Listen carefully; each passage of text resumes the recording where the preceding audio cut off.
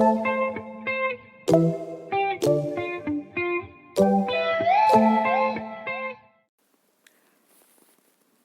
to English class CIS scholars.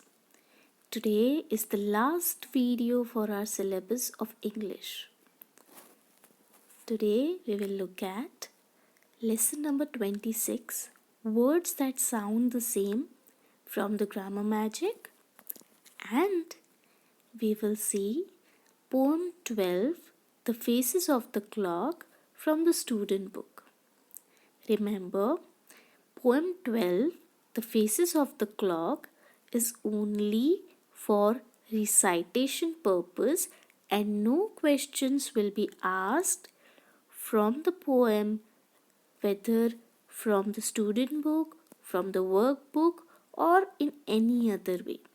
The poem is simply to be enjoyed as a beautiful piece of poetry and nothing more than that. So let's get started.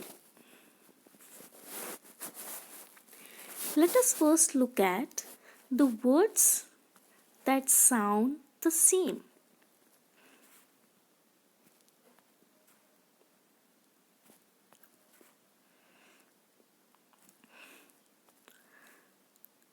I.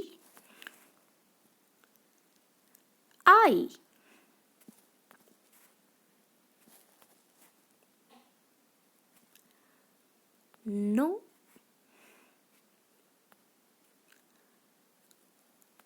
No. Can you see the difference? Both the words are sounding the same, but their meanings are very different. Such words which sound the same but have different meanings are called homophones, where homo means the same and phone means the sound. Right and right, see,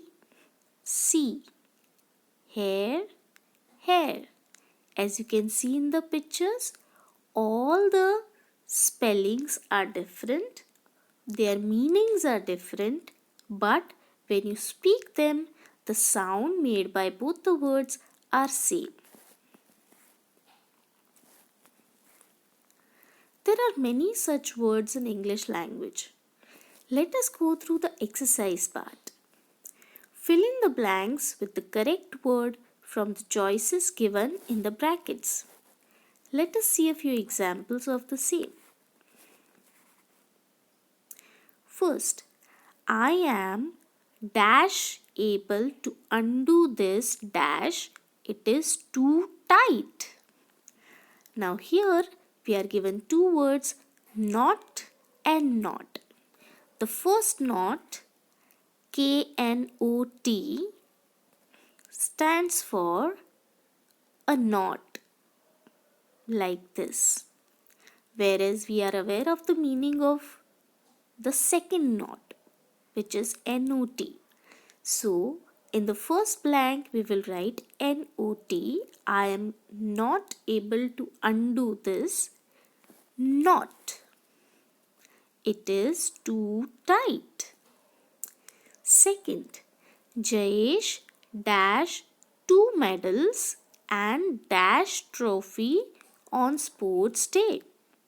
Now here we are talking about winning of medals, right?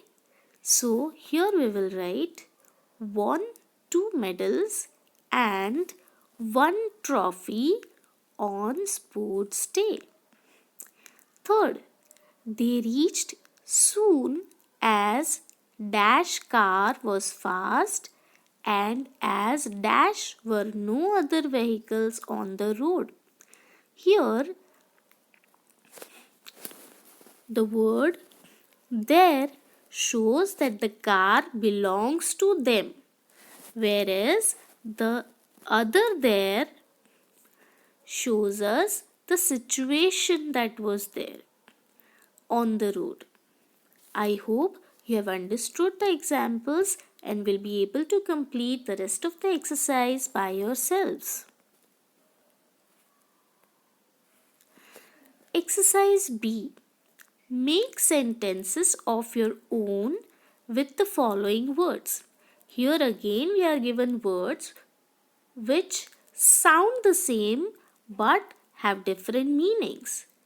First is be and second is also be. But the first be is used as a verb, whereas the second be means the honey bee. For example, we can say, please be quiet. Whereas we have to use the second be in a different way. Let's say, I saw a honey bee in the garden. Similarly, you have to consider the meanings of each word and accordingly make your own statements.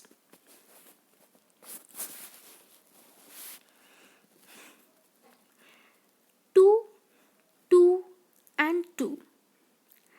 All the three words sound the same but their meanings are different and so their uses are different. The first to, is a preposition. It is a place word. For example, they are going to school. So that's how we use to. The second to means very much. The puppy is too cute. The third to is a number. He has 2 pencils. So now we are aware of the usage of all the three words which have different spellings, different meanings but the same sounds. Let us look at exercise C. Fill in the blanks with to or to. First example is already solved for you in the book. So we will start with the second one. Second, it is dash hot dash play. It is too hot. It means it is very much hot. To play. So in the first blank we have to write TOO, whereas in the second blank we have to write TO2. Third, are they coming dash play with us? Again here we have to use TO2. Fourth, the dash cats drank up all the milk.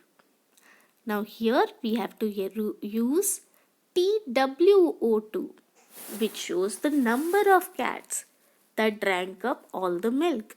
So we need to understand the statement and then accordingly we can decide which to be used.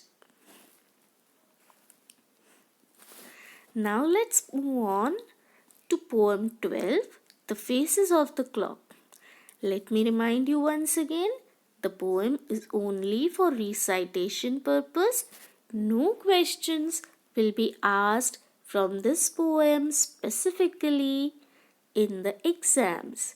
This is only for the purpose of enjoyment of poetry as a piece of literature.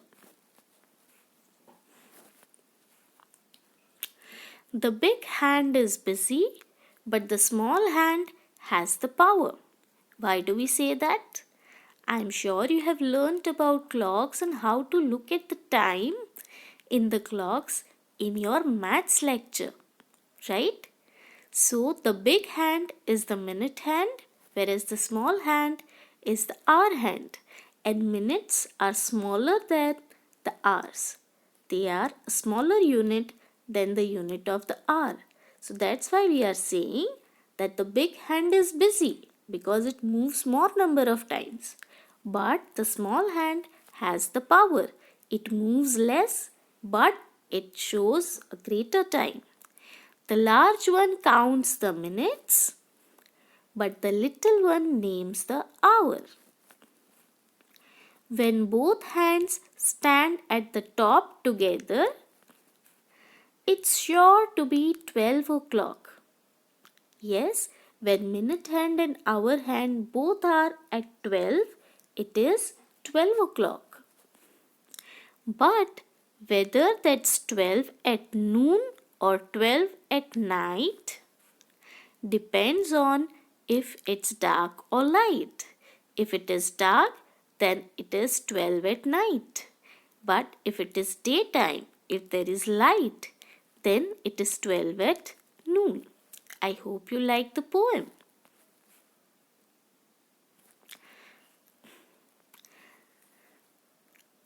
Let's look at the task for the day.